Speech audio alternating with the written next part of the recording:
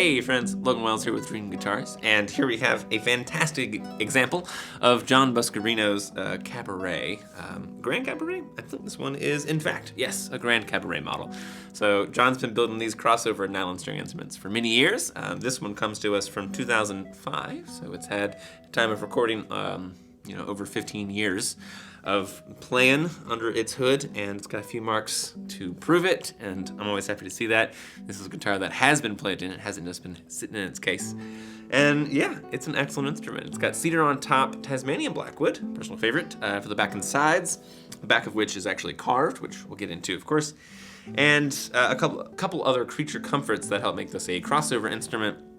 So this is a nylon string guitar that you can do classical repertoire on, but also works well for, jazz, pop, the whole shebang, frankly, modern fingerstyle stuff. A couple creature comforts inclusive but not limited to. There's a pickup installed in this guy. We have that Venetian cutaway. I'm not sure if this one actually has a radiused fingerboard or not. It does not appear to have radius fingerboard. But the neck feel is much more of a rounded, kind of a C shape, so this feels more like an acoustic guitar, and the nut width is a little bit slimmer than what you'll typically find on a classical instrument. Oh, there's one other thing, there's a sound port, which again, we'll get into that just like the back here shortly. So, hopping on top, a nice set of cedar, which has aged pretty handsomely. It's very dark, and I love that. And John used Snakewood here for the bridge, as well as the fingerboard and the headplate, which is really gorgeous. That adds a little bit of drama and flair to things.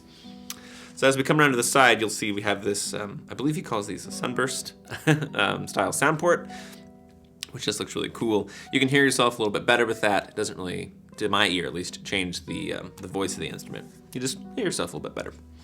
And we have that nice set of Tasmanian blackwood. So one thing that John does for his cabarets, or again, grand cabaret like this guitar, is he carves the backs, sort of like on an archtop jazz box. So that gives you a little more depth inside without making the instrument very deep overall, like the side's super deep. So this is still a very easy to play, very comfortable instrument, but you got a little more air to move by virtue of that carved back. Again, cutaway, low profile heel, nice and curvy neck. Feels great. Yeah. And again, Snakewood for that fingerboard and the headplate as well.